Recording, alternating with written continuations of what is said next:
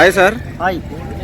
తెలంగాణలో phone tapping case గతంలో చూసుకుంటే హరీష్ రావు గారిని, కేటీఆర్ గారిని అండ్ సంతోష్ రావు గారిని విచారణ పిలిచారు. ఇప్పుడు కేసీఆర్ గారికి సిట్ నోటీస్ ఇచ్చారు. ఎలా అనిపిస్తుంది? కేసీఆర్ గారు అరెస్ట్ అవుతారని చాలామంది అంటున్నారు. మీ ఒపీనియన్ ఏంటి? లాంగెస్ట్ సీరియల్లో మొగలి రేకులు లేకపోతే ఇంకోటి సీరియల్ ఉండే ఆ సీరియల్ లేకుండా తప్ప ఏం లేదన్న.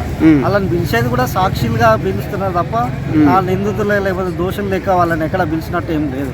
కాకపోతే కేసీఆర్కు ఈ రోజు ఇచ్చింది ఏంటంటే ఇక్కడ మున్సిపల్ ఎలక్షన్లు నడుస్తున్నాయి, కొంచెం డైవర్ట్ చేయడం కొరకని ఇచ్చినట్టే తప్ప దాంట్లో పసలేదు. ప్లస్ ఆ ఫోన్ ట్యాపింగ్ కేసు అనేది కూడా కేసు కూడా కాదు. ఎందుకంటే ఒక రాష్ట్రమైనా ఒక దేశమైనా నడవాలంటే ఇంటెలిజెన్స్ అనేది ఖచ్చితంగా కొంతమంది ఫోన్లు ట్యాప్ చేస్తూనే ఉంటుంది, ట్యాప్ చేయాలి కూడా.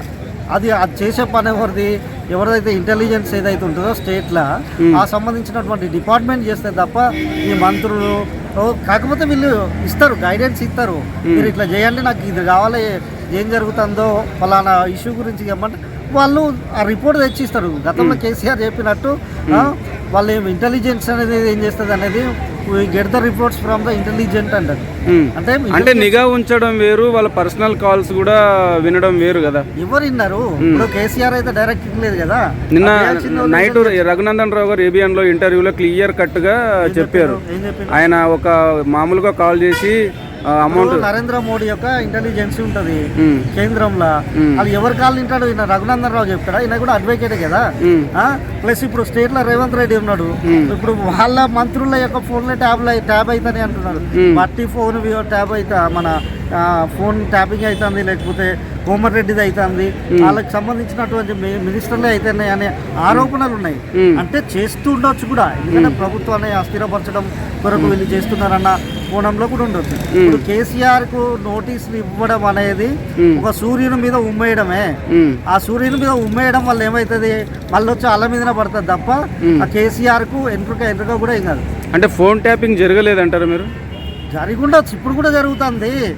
రాష్ట్రం యొక్క రక్షణ కొరకు లేకపోతే సుస్థిరత కొరకు ప్రభుత్వం శాంతి భద్రతలు చేస్తూనే ఉంటారు. దానికి మంత్రులకు ఒకవేళ నీకు పర్సనల్గా ఎప్పుడు ఆ కేసు నిలబడుతుంది అంటే నా ఫోన్ ట్యాప్ చేసి నన్ను ఇట్లా బ్లాక్మెయిల్ చేసిరని ఎవరైనా ప్రైవేట్ పర్సన్ వచ్చి నీకు కేసు ఫైల్ చేస్తే తప్ప ఆ కేసు నిలబడదు.